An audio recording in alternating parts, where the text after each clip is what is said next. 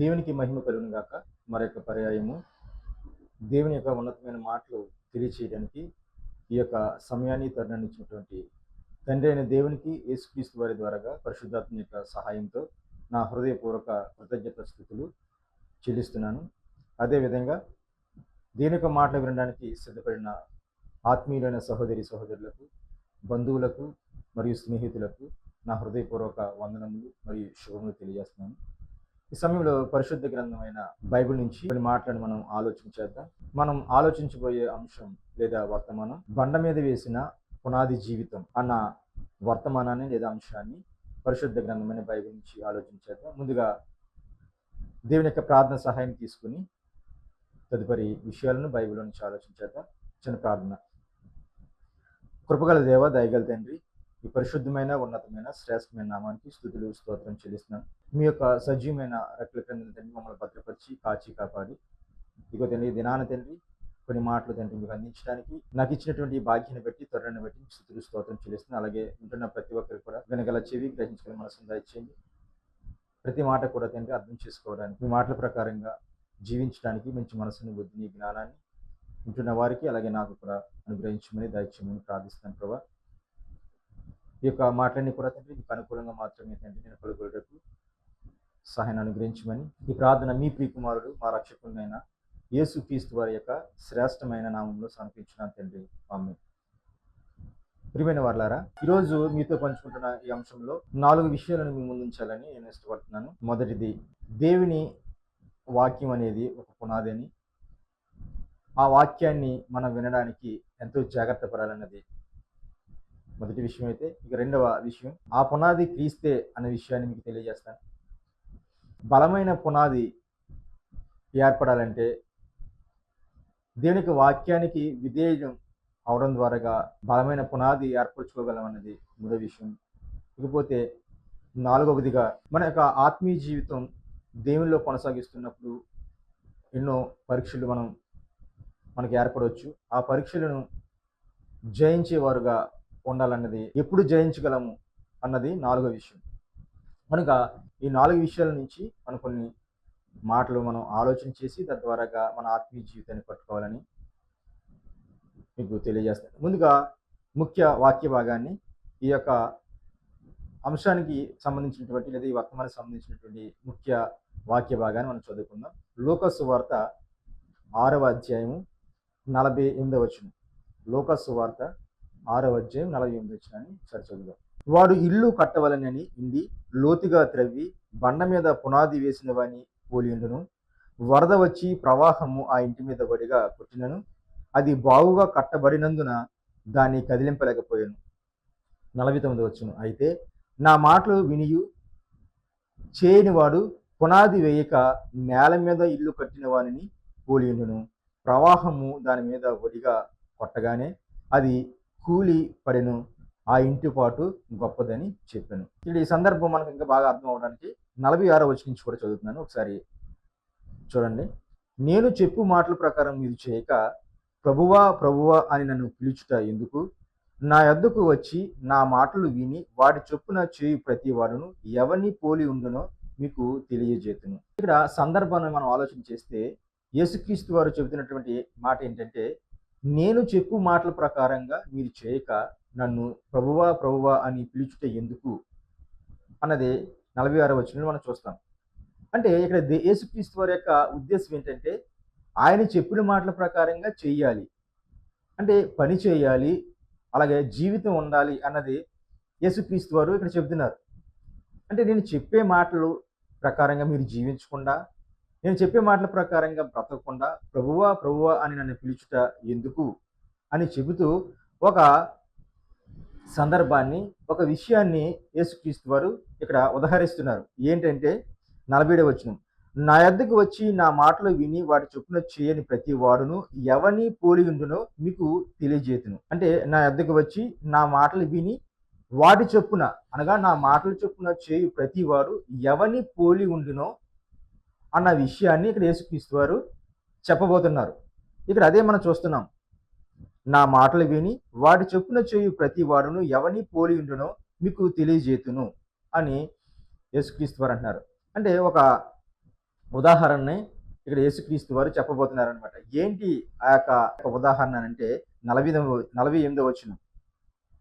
వాడు ఇల్లు కట్టవలనని ఉండి లోతుగా త్రవ్వి బండ మీద పునాది వేసిన వాని పోలియుండును. వరద వచ్చి ప్రవాహం ఆ ఇంటి మీద వడిగా కొట్టినను అది బావుగా కట్టబడినందున దాన్ని కదిలింపలేకపోయాను. అంటే యేసుక్రీస్తు వారి యొక్క మాటలు విని దాని ప్రకారంగా ప్రవర్తించేవాడు, దాని ప్రకారంగా చేయవాడు ఎవరిని పోలి ఉంటాడో చెబుతూ ఆ యొక్క పోలిక దేనితో పోలుస్తున్నాడంటే అతను ఒక ఇల్లు కట్టాలనుకున్నాడు. కట్టవలన ఉండి లోతుగా త్రవ్వి బండ మీద పునాది వేసిన వాడిని పోలియుండును. ఇక్కడ మనం జాగ్రత్తగా అబ్జర్వ్ చేస్తే, జాగ్రత్తగా మనం ఆలోచన చేస్తే, ఇల్లు కట్టాలంటే ముందుగా చేయవలసింది ఏంటంటే పునాది వేయాలి. పునాది వేసిన తర్వాతే ఆ తర్వాత ఆ పునాది పైన ఇల్లు కట్టాలి. ఇల్లుకి నిర్మాణం జరుగుతుంది. అయితే ఇక్కడ మరి ముఖ్యంగా మనం ఆలోచించవలసింది ఏంటంటే ఇల్లు కట్టాలంటే పునాది కంపల్సరీ ఉండాలి. అంటే ఆ పునాది దేని మీద వేస్తున్నాడు లేదా దేని మీద వెయ్యాలని ఇక్కడ యేసుక్రీస్తు చెప్తానంటే బండ మీద వేస్తున్నాడు లేదా బండ మీద వేసేవాడుగా అతను ఉన్నాడు అని చెప్పి బండ మీద పునాది వేస్తే ఆ పునాది ఎంత స్ట్రాంగ్గా ఉంటుంది లేదా ఆ కట్టబోయే ఆ నిర్మాణం ఏదైతే ఉందో లేదా ఆ ఇల్లు ఏదైతే ఉందో అది ఎంత స్ట్రాంగ్గా ఉంటుందో ఆలోచించండి. ఎందుకంటే ఈరోజు మనం ఆలోచించబోయే అంశం కూడా బండ మీద పునాది వేసిన జీవితం ఎలా ఉంటుంది అన్న విషయాన్ని మనం ఆలోచన చేస్తున్నాం. కాబట్టి ఇక్కడ ఈ సందర్భంలో యేసుక్రీస్తు సందర్భంలో అతను ఎలాగ ఉంటాడంటే ఒక ఇల్లు కట్టాలనుకున్నాడు. ఇకపోతే ఇల్లు కట్టాలనుకున్న వాడు ఏం చేస్తున్నాడంటే ఒక బండ మీద తన పునాదిని వేస్తున్నాడు. అంటే బండ మీద పునాది వేస్తే నిజంగా అది ఎంత స్ట్రాంగ్గా ఉంటుందన్నది దీన్ని బట్టి ఈ మాటలు బట్టి ఆలోచించవచ్చు. ఇకపోతే ఇక్కడ ఇల్లు కట్టాలనుకుంటున్నాడు. ఒకడు ఇల్లు కట్టాలనుకున్నాడు. ఇక్కడ ఇల్లు అంటే లిటరల్గా తీసుకున్న ఆ ఇంటిని చక్కగా మంచి స్ట్రాంగ్గా కట్టాలని అనుకుంటాడు. ఇకపోతే ఇది మన ఆత్మీయ కోణంలో మనం ఆలోచిస్తే ఇల్లు అంటే ఎవరంటే మనమే. ఇల్లు అంటే నీవు నేను. దేవుని యొక్క వాక్యం ఏమని సెలవిస్తుందంటే హెబ్రీయులకు రాసిన పత్రిక 3వ అధ్యాయం 6వ వచనంలో మనమే ఆయన ఇల్లు అని అక్కడ భక్తుడు రాస్తున్నాడు. అంటే మనం ఎవరు అంటే దేవుని యొక్క ఇల్లు. కాబట్టి దేవుని యొక్క మాటలు అనేవి లేదా భక్తి జీవితం అనేది దేనికి ముడిపడింది అంటే ఆత్మీయ జీవితానికి ముడిపడింది. ఆత్మీయ జీవితానికి ముడిపడింది. మనం దేవుని భయం భక్తి కలిగి ఉన్నట్టు దేనికి సంబంధించిందంటే ఆత్మీయ జీవితానికి సంబంధించింది, విశ్వాసానికి సంబంధించింది. కాబట్టి ఈ యొక్క సందర్భాన్ని మనం ఆలోచిస్తున్న ముఖ్యంగా ఈ సందర్భాన్ని మనం ఆలోచిస్తున్నప్పుడు మన ఆత్మీయ జీవితంలో దేని మీద మనం కట్టుతున్నాం, మన ఆత్మీయ జీవితాన్ని దేని మీద కట్టాలనుకుంటున్నాం లేదా దేని మీద కడుతున్నాం లేదా దేని మీద కట్టాం, ఆ కఠినమైనటువంటి ఆ యొక్క పునాది ఆ యొక్క బేస్ ఏదైతే ఉందో ఆ బేస్ మనం సరైనగానే వేసుకున్నామా? మరి మన ఆత్మీయ జీవితం కట్టుకోవాలనుకున్నప్పుడు మరి దేని మీద మన ఆత్మీయ జీవితం కట్టుకోవాలి, దేని మీద కడితే మన ఆత్మీయ జీవితం బలంగా ఉంటుంది, పటిష్టంగా ఉంటుంది.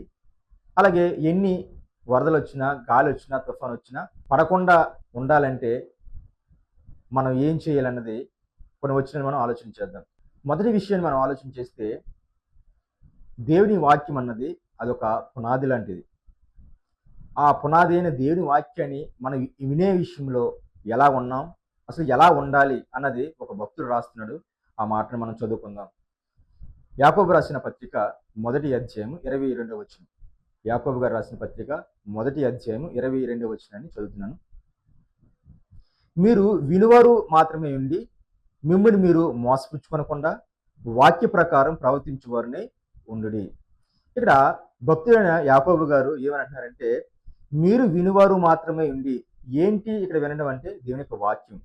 అంటే దేవుని వాక్యాన్ని మీరు వినువారుగా మాత్రమే ఉండి మిమ్మల్ని మీరు మోసపుచ్చుకొనకుండా వాక్య ప్రకారము ప్రవర్తించేవారిని ఉండుడి. ఇక్కడ యాకోబు గారు ఏమంటున్నారంటే మీరు వాక్యాన్ని కేవలం వినువారుగా మాత్రంగా మీరు ఉండొద్దని చెబుతూ ఏమంటున్నాడంటే విన్న వాక్య ప్రకారంగా ప్రవర్తించండి అని చెబుతున్నాడు. సరే మళ్ళీ చదువుతున్నాను. మీరు వినువారు మాత్రమే ఉండి మిమ్మల్ని మీరు మోసపుచ్చుకొనకుండా వాక్య ప్రకారము ప్రవర్తించేవారిని ఉండండి. అంటే ఈ మాటను బట్టి మనం అర్థం చేసుకోవాల్సింది ఏంటంటే కేవలం వినువారుగా ఉంటే మనల్ని మనం మోసం చేసుకున్న వాళ్ళం అవుతాం. అంతే కదండి. కేవలం వాక్యాన్ని విని విడిచిపెట్టేవారుగా ఉండకూడదు.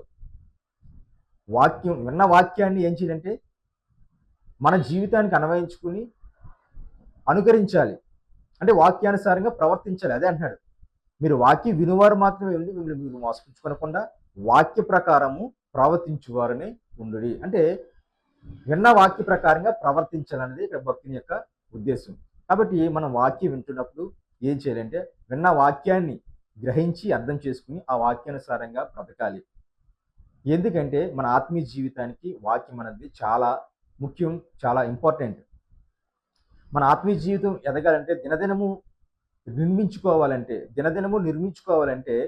ప్రతి దినము కూడా వాక్యాన్ని మనం ఏం చేయాలంటే చదవాలి, వాక్యాన్ని మనం అర్థం చేసుకోవాలి, వినాలి. అలా వింటూ చదువుతూ ఉన్నప్పుడే మనం మన యొక్క ఆత్మీయ నిర్మాణం కట్టుకోగలం. ఎందుకంటే క్రైస్తవులుగా మన ఆత్మీయ జీవితం నిర్మాణం అన్నది నిరంతర ప్రక్రియ. అది ప్రతిరోజు కూడా మన యొక్క ఆత్మీయ జీవితాన్ని కట్టుకుంటూ వెళ్ళాలి, నిర్మించుకుంటూ వెళ్ళాలి. కాబట్టి అలాంటి మన యొక్క ఆత్మీయ నిర్మాణాన్ని కట్టుకునే విషయంలో వాక్యానికి ప్రాధాన్యత ఇచ్చి కేవలం వినువారంగా ఉండకుండా విన్న వాక్య ప్రకారంగా ప్రవర్తిస్తే ఆ యొక్క ఆత్మీయ జీవితం మరింత పటిష్టమవుతుంది, మరింత చాలా ముందుకు వెళ్తుంది అన్నమాట. ఆత్మీయ జీవితం బలపడుతుంది వాక్యం చదవడం ద్వారాగా, అలాగే వాక్యం విని వాటి ప్రకారంగా నడుచుకోవడం ద్వారాగా. ఇది మొదటి విషయం. ఇక రెండవ విషయానికి వస్తే లోకాసు వార్త 6వ అధ్యాయము 48వ వచనాన్ని చూద్దాం. లోకాసు వార్త 6వ అధ్యాయం 48వ వచనం. వాడు ఇల్లు కట్టవలె నుండి లోతుగా త్రవ్వి బండ మీద పునాది వేసిన వాని పోలియుండును.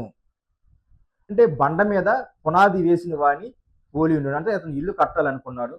ఆ ఇల్లు కట్టాలంటే ఒక పునాది అవసరం. ఆ పునాది దేని మీద వేసాడంటే బండ మీద వేశాడు.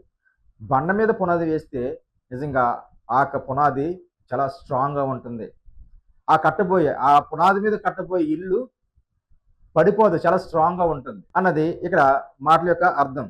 అందుకనే బండ మీద పునాది వేసిన వాడిని పోలిండును. నా జీవితం అనే ఇల్లు కట్టాలంటే, లేదా నేననే ఇల్లు కట్టబడాలంటే, లేదా నిర్మించబడాలంటే ఒక బలమైన పునాది మీద ఆ ఇల్లు కడితేనే, నా ఆత్మీయ జీవితాన్ని కట్టుకుంటేనే అది బలంగా ఉంటుంది, పటిష్టంగా ఉంటుంది. మరి ఆ బలమైన పునాది ఎవరు అని అంటే యేసుక్రీస్తు వారు. కనుక ఆ మాటను ఒకసారి మనం బైబిల్లో చూడగలిగితే కొరింథీయులకు రాసిన మొదటి పత్రిక 3వ అధ్యాయము 11వ వచనం. కొరింథీయులకు రాసిన మొదటి పత్రిక 3వ అధ్యాయం 11వ వచనం. వేయబడినది తప్ప మరి యొక్క పునాది ఎవరునూ వేయనేరడు, ఈ పునాది యేసు క్రీస్తే. మరలా చదువుతున్నాను, వేయబడినది తప్ప మరి యొక్క పునాది ఎవరునూ వేయనేరడు, ఈ పునాది యేసు క్రీస్తే. అంటే వేయబడిన ఒక పునాది ఉంది, ఆ పునాది ఎవరో కాదు, ఆయనే యేసుక్రీస్తు వారు అని ఇక్కడ అపోస్తలుడైన పౌలు గారు కొరింథీయులకు చెబుతూ ఆ పునాది అనే క్రీస్తు మీదే మన యొక్క నిర్మాణం జరగాలి అన్నది ఇక్కడ సందర్భంలో ఉన్నటువంటి అర్థం. ఇంకా మనం కిందకి చదువుకుంటే వెళితే ఎవడైనను ఈ పునాది మీద అంటే యేసుక్రీస్తు వారు అనే పునాది మీద బంగారము, వెండి, వెలగల రాళ్ళు, కర్ర, గడ్డి, కొయ్యకాలు మొదలైన వాటితో కట్టిన యెడల వాని పని కనబడును. ఆ దినమున దాన్ని తేటపరచును, అది అగ్ని చేత బయలుపరచబడును. మరియు వాని పని ఎట్టిదో దాన్ని అగ్నియే పరీక్షించును. పునాది మీద ఒకడు కట్టిన పని నిలిచిన యెడల వాడు జీతము పుచ్చుకొనును. అంటే ఈ యొక్క సందర్భంలోని అర్థం భావం ఏంటంటే యేసుక్రీస్తు అంటే మనం ఏదైనా ఒక ఇల్లు కట్టాలనుకున్నప్పుడు, ఇల్లు అంటే ముందుగానే చెప్పాను, ఇల్లు అంటే మనమే దేవుని ఇల్లు. మనం ఇల్లు అయినప్పుడు మనమనే ఇల్లు, లేకపోతే మన ఆత్మీయ జీవితం అనే ఇల్లు ఎవరి మీద కట్టాలంటే, దేని మీద మనం బేస్ అవ్వాలంటే, దేని మీద మనం పునాది వేయబడాలంటే క్రీస్తు అనే పునాది మీద వేయబడాలి. యేసుక్రీస్తు వారు అనే పునాది తప్ప వేరొక ఆప్షన్ లేదని ఇక్కడ పౌలు గారు చెబుతున్నారు. కాబట్టి ఆ యేసుక్రీస్తు వారు అనే పునాది మీద, బలమైన పునాది మీద మనం ఏం చేయాలంటే మన ఇల్లును కట్టుకోవాలి. అలా కట్టుకున్నప్పుడే మన ఇల్లు ఏమవుతుందంటే, లేదా మన ఆత్మీయ జీవితం బలపడుతుంది, మన ఆత్మీయ జీవితం నిర్మాణం దినదినము క్రీస్తులో బలపడుతుంది, అభివృద్ధి చెందుతుంది. కనుక బలమైన పునాది ఎవరంటే యేసుక్రీస్తు వారు. ఆ యేసుక్రీస్తు వారు అనే ఆ పునాది మీద మన ఆత్మీయ జీవితం నిర్మించుకుంటే, లేదా ఇల్లు అనే మనము నిర్మాణం కనుక ఆ యొక్క క్రీస్తు అనే పునాది మీద నిర్మించుకుంటే ఆ ఇల్లు ఎంతో పటిష్టంగా ఉంటుంది, ఎంతో బలంగా ఉంటుంది అన్నది ఈ మాటలు బట్టి మనం ఆలోచన చేయొచ్చు. ఇకపోతే మూడవదిగా ఆ బలమైన పునాది వాక్య విధేయత ద్వారా ఏర్పడుతుంది అన్నది మూడో విషయం. అంటే ఆ బలమైన పునాది ఏర్పడాలంటే వాక్యానికి విధేయం అవ్వాలి. అంటే వాక్యాన్ని విధేయం అవ్వాలంటే విన్న వాక్య ప్రకారంగా బ్రతకాలి, జీవించాలి. అందుకనే ఇక్కడే ఈ యొక్క లోకసువార్త 6వ అధ్యాయంలో 46వ వచనం అంటున్న మాట ఏంటంటే, ఈ బలమైన పునాది ఎలా ఏర్పడుతుంది అంటే వాక్యానికి విధేయం అవడం ద్వారాగా. ఇక్కడ ఆ విషయాన్ని ఇక్కడ మనం చదువుతున్న ఈ లోకసువార్త 6వ అధ్యాయము 46వ వచనం మనం చూడగలం. ఒకసారి మనం చూద్దాం. నేను చెప్పు మాటల ప్రకారం మీరు చేయక ప్రభువా ప్రభువా అని నన్ను పిలుచుట ఎందుకు అని ఇక్కడ చూస్తున్నాం. అంటే నేను చెప్పి మాటల ప్రకారంగా మీరు చేయక, అంటే ఇక్కడ యేసుక్రీస్తు వారి యొక్క ఉద్దేశం ఏంటంటే నేను చెప్పిన మాటల ప్రకారం మీరు చెయ్యాలి. ఆ చేస్తేనే, ఆ జీవితాన్ని కలిగి ఉంటేనే, ఆ వాక్యాన్ని మన జీవితాన్ని అన్వయించుకుని వాక్య ప్రకారంగా బ్రతికితేనే యేసుక్రీస్తు వారు చెప్పిన మాట ప్రకారం మనం జీవించినట్లు. అప్పుడు మనం ఆ వాక్యానికి ఏమవుతుంది? విధేయమైనట్టు. అంతేగాని ఈ వినేసి విడిచిపెట్టేస్తే వాక్యానికి మనం విధేయం అవుతాం, అవిధేయం అవుతాం అంటే అవిధేయం అవుతాం. అవిధేయం అయితే ఇక్కడ యేసుక్రీస్తు వారు ఏమంటే నేను చెప్పిన మాట ప్రకారం మీరు చేయక ప్రభువా ప్రభువా అని పిలిచిన ఎందుకు అంటే యేసుక్రీస్తు వారు చెప్పిన మాట ప్రకారం చేయట్లేదు, కానీ ప్రభువా ప్రభువా అనేస్తే ఆయన ఏమన్నా ఇచ్చేస్తాడా? అందుకనే ఇటువంటి మాటే మనం మత్తయి సువార్తలో చూడగలం. సరే ఆ మాటను చూద్దాం. మత్తయి సువార్త 7వ అధ్యాయం 21వ వచనం. మత్తయి సువార్త 7వ అధ్యాయం 21వ వచనం. ప్రభువా ప్రభువా అని నన్ను పిలిచి ప్రతి వాడును పరలోక రాజ్యంలో ప్రవేశింపడు, కానీ పరలోకమందున్న నా తండ్రి చిత్త ప్రకారం చేయబడి ప్రవేశించును. ఇక్కడ కూడా ఏమంటాడంటే నా తండ్రి చిత్త ప్రకారమే చెయ్యాలి, జీవించాలి అంటున్నాడు. అంటే చెయ్యాలి అంటే పని చేయాలి. పని చేస్తేనే నువ్వు ప్రభువా ప్రభువను అప్పుడు అర్థం ఉంటుంది. పని చేయకుండా పరలోకమందున్న తండ్రి చిత్తాన్ని నెరవేర్చకుండా ప్రభువా ప్రభువా అని అనేస్తే పరలోకం ఎవడో యేసు ప్రభువారు, యేసుక్రీస్తు వారు పరలోకం ఎవరు అలాగా ఎప్పుడు ఇస్తారంటే నువ్వు ప్రభువా ప్రభువాను అన్నీ ఏం చేయాలంటే తండ్రి చిత్తాన్ని నెరవేర్చాలి. తండ్రి చిత్తాన్ని నెరవేర్చి ప్రభువా ప్రభువాను అంటే యేసుక్రీస్తు వారు ఒప్పుకుంటారు. అంతేగాని తండ్రి పని చేయకుండా, తండ్రి చిత్తాన్ని నెరవేర్చకుండా, తండ్రి చిత్తమే ఏమైందో ఆ చిత్తాన్ని నెరవేర్చాలి. ఆ చిత్తాన్ని నెరవేరిస్తే అప్పుడు నువ్వు ప్రభువా ప్రభువా అన్న ఒక అర్థం ఉంటుంది. అంటే తండ్రి చిత్తాన్ని నెరవేర్చకుండా ప్రభువా ప్రభువా అనేస్తే పరలోకం ఇచ్చేస్తారా అంటే ఎవరు? ఇక్కడ అదే చెప్తున్నారు. ప్రభువా ప్రభువా అని పిలిస్తే మాత్రం పరలోకం ఎవరు? పిలిచిని నీవేం చేయాలంటే తండ్రి చిత్తాన్ని నెరవేర్చాలి. తండ్రి చిత్తాన్ని నెరవేర్చి పిలు, అప్పుడు పరలోకం తప్పనిసరిగా యేసుక్రీస్తు వారు ఇస్తారు. కాబట్టి మనం వాక్యానికి విధేయం అవ్వాలి. అంటే విన్న వాక్య ప్రకారంగా, విన్న వాక్యానికి మనం ఎప్పుడైతే విధేయం అవుతామో, విన్న వాక్యానికి ఎప్పుడైతే మనం సరెండర్ అవుతామో అప్పుడు మనం ఆయన వాక్య ప్రకారంగా జీవించిన వారు అవుతాం, ఆయన వాక్య ప్రకారంగా బ్రతికేవారు అవుతాం. ఎప్పుడైతే ఆయన వాక్య ప్రకారంగా బ్రతుకుతున్నామో, ఆయన మాట ప్రకారంగా జీవిస్తున్నామో తప్పనిసరిగా ఆయన మనల్ని యాక్సెప్ట్ చేస్తారు. కాబట్టి బలమైన పునాది ఎప్పుడు ఏర్పడుతుందంటే వాక్యానికి విధేయులమైన పునాది ఎవరంటే యేసుక్రీస్తు అని చెప్పాం. కాబట్టి యేసుక్రీస్తు వారు అని చెప్పినప్పుడు ఆ యేసుక్రీస్తు వారికి మాటలు ఏం చేయాలంటే వినాలి, విని ఏం చేయాలి? ప్రవర్తించాలి. అంటే వాక్యానికి విధేయం అవుతే, ఆ విధేయమైన తర్వాత వాక్యానుసారంగా మనం బ్రతికితే అప్పుడు మనం బలమైన పునాది నిర్మించుకోగలుగుతాం. ఆయన బండ మీద నిర్మించబడిన తర్వాత తప్పనిసరిగా ఆ బండనే క్రీస్తు, లేదా ఆ బండనే ఆ పునాది అనే యేసుక్రీస్తు వారి మీద దినదినము మన ఆత్మీయ జీవితాన్ని పట్టుకోవాలి. పట్టుకోకుండా ప్రభువా ప్రభువా అనేస్తే మనం మన ఆత్మీయ జీవితం ముందుకు సాగలేం. ఇది మూడో విషయంగా మనం ఆలోచన చేసాం. ఇకపోతే చివరిగా 4 ఏంటంటే అంటే ఆత్మీయ నిర్మాణంలో కొన్ని గాలులు, తుఫానులు, వరదలు ఇవన్నీ వస్తుంటాయి. అంటే ఒక విధంగా చెప్పాలంటే శోధనలు, అయితే ప్రతికూల పరిస్థితులు ఇవన్నీ వస్తాయి. ఇవన్నీ వచ్చినప్పుడు ఏం చేయాలంటే ఓర్పు, విశ్వాసంతో, ఓర్పుతో ఉండాలి.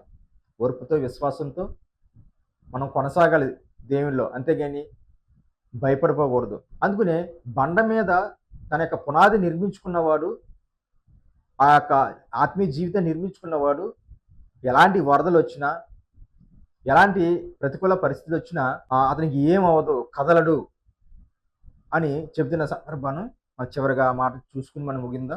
లోక సువార్త 6వ అధ్యాయము 48వ వచనంలో మనం చూసినట్లయితే, వాడు ఇల్లు కట్టవలని ఉండి లోతుగా త్రవ్వి బండ మీద పునాది వేసినవని పోలి ఉండును అని చెబుతూ, వరద వచ్చి ప్రవాహము ఆ ఇంటి మీద వడిగా కొట్టినను అది బాగుగా కట్టబడినందున దాన్ని కదిలింపలేకపోయాను. అంటే బండ మీద కట్టినంత మాత్రాన వరదలు తుఫాన్లు రాకుండా ఉంటాయంటే రాకుండా ఉండవు, వస్తాయి. తుఫాన్లు వస్తాయి, వరదలు వస్తాయి. అలాగే మనం దేవునిలో యేసుక్రీస్తు వారిలో జీవిస్తున్నప్పుడు, మన ఆత్మీయ జీవితాన్ని దినదినము కట్టుతున్నప్పుడు, నిర్మించుకుంటున్నప్పుడు కొన్ని శ్రమలు వస్తాయి, ప్రతికూల పరిస్థితులు వస్తాయి. కానీ ఎప్పుడైతే యేసుక్రీస్తు వారనే బలమైన బండ మీద, యేసుక్రీస్తు వారనే బలమైన పునాది మీద కట్టబడతామో, అది బలమైన పునాదని యేసుక్రీస్తు వారి మీద కట్టబడ్డాం కాబట్టి, లేదా ఆయనలో మనం నిర్మించబడుతున్నాం కాబట్టి తట్టుకుంటాడు అలాంటివి వచ్చినా అని ఇక్కడ చెప్తున్నాడు.